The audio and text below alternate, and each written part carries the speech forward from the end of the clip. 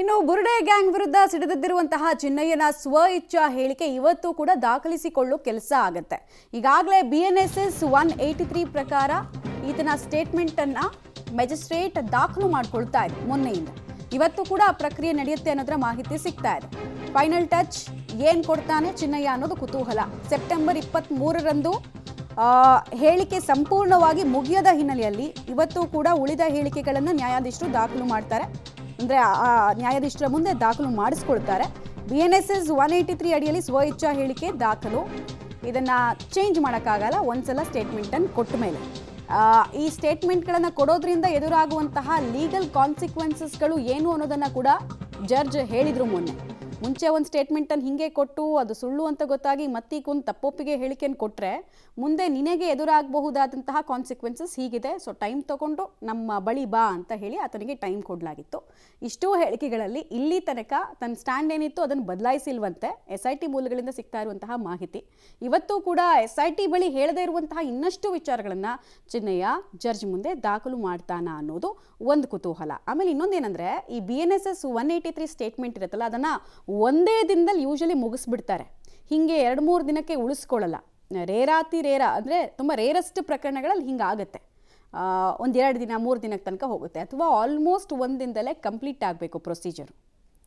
Details ಕೊಡ್ತಾರೆ Sukhpal. SIT ಮುಂದೆ ಕೊಡದಂತಹ ಇನ್ನಷ್ಟು ಹೇಳಿಕೆಗಳನ್ನ ಇವತ್ತು ಕೊಡುವಂತಹ ಸಾಧ್ಯತೆ ಎಷ್ಟಿದೆ?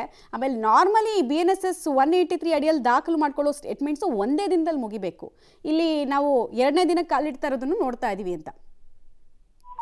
ಹೌದು ಮಮತಾ, ಕಳೆದ ಸೆಪ್ಟೆಂಬರ್ 23ನೇ ತಾರೀಕು ಮಂಗಳವಾರದಂದು ಬೆಳ್ತಂಗಡಿಯಲ್ಲಿ ನ್ಯಾಯಾಧೀಶರ ಎದುರು ಈತ ಹಾಜರಾಗಿರುವಂತದ್ದು. ಶಿವಮೊಗ್ಗ ಜೈಲಿನಿಂದ ನೇರವಾಗಿ ಆತನನ್ನ ಕರ್ಕೊಂಡು ಬಂದು ಇಲ್ಲಿ SIT ಅಧಿಕಾರಿಗಳು ವಿಚಾರಣೆಗೆ ಹಾಜರುಪಡಿಸಿರುವಂತದ್ದು. ಆ ಸಂದರ್ಭದಲ್ಲಿ ಕೆಲವೊಂದು ಮಾಹಿತಿಗಳನ್ನ ಕೇಳಿರುವಂತದ್ದು. ಪ್ರಮುಖವಾಗಿ ಆತನ ಹುಟ್ಟು, ಬಾಲ್ಯ, ಯೌವನ, ಓದು, ಕುಟುಂಬದ ಬಗ್ಗೆ ಈ ರೀತಿಯಾಗೆಲ್ಲ ಕೇಳಿರುವಂತದ್ದು. ಈಗ ಸಂಪೂರ್ಣವಾಗಿ ಈ ಪ್ರಕರಣಕ್ಕೆ ಸಂಬಂಧಪಟ್ಟಾಗಿ ಚಿನ್ನಯ್ಯನ ಹತ್ರ 180 ಅಡಿ ಫೈನಲ್ ಹೇಳಿಕೆಯನ್ನ ದಾಖಲಿಸಲಿಕ್ಕೆ ಇವತ್ತು ನಿಗದಿ ಮಾಡಿರುವಂತದ್ದು ಸಮಯವನ್ನ. ಹಾಗಾಗಿ ಆತ ಎಲ್ಲವನ್ನ ಇವತ್ತು ಹೇಳಬೇಕಾಗುತ್ತೆ. ಆತ ಹೇಳುವುದ್ರಲ್ಲಿ ಇಡೀ ಪ್ರಕರಣ ನಿರ್ಧಾರ ಆಗುತ್ತೆ. ಈ ಹಿಂದೆನೂ ಕಳೆದ ಬಾರಿ ಬಂದಾಗ್ಲೂ ನ್ಯಾಯಾಧೀಶರು ಆತನ ಬಳಿ ಹೇಳಿರುವಂತದ್ದು ಈ ಒಂದು ಪ್ರಕರಣ ಏನಾಗುತ್ತೆ ಅನ್ನುವಂಥದ್ದು ನಿನಗೆ ಗೊತ್ತಿರುವ ವಿಚಾರ. ಹಾಗಾಗಿ ಅದನ್ನ ಸ್ಪಷ್ಟವಾಗಿ ಹೇಳಬೇಕಾಗುತ್ತೆ. ಇದನ್ನ ಹೇಳಿದ ನಂತರ ಮುಂದೆ ನಿನ್ಗೆ ಏನಾಗ್ಬೋದು ಅನ್ನುವಂಥದ್ದು ನಿನ್ನ ಗಮನಕ್ಕೆ ಇರಬೇಕು ಅನ್ನುವ ರೀತಿಯಲ್ಲಿ ಆತನ ಜೊತೆ ಹೇಳಿರುವಂತದ್ದು ನ್ಯಾಯಾಧೀಶರು. ಇವತ್ತು ಮತ್ತೆ ಎಲ್ಲವನ್ನ ದಾಖಲಿಸಿಕೊಳ್ಳುವಂತ ಕೆಲಸಗಳನ್ನ ಇವತ್ತು ನ್ಯಾಯಾಧೀಶರು ಮಾಡ್ತಾರೆ. ಇವತ್ತು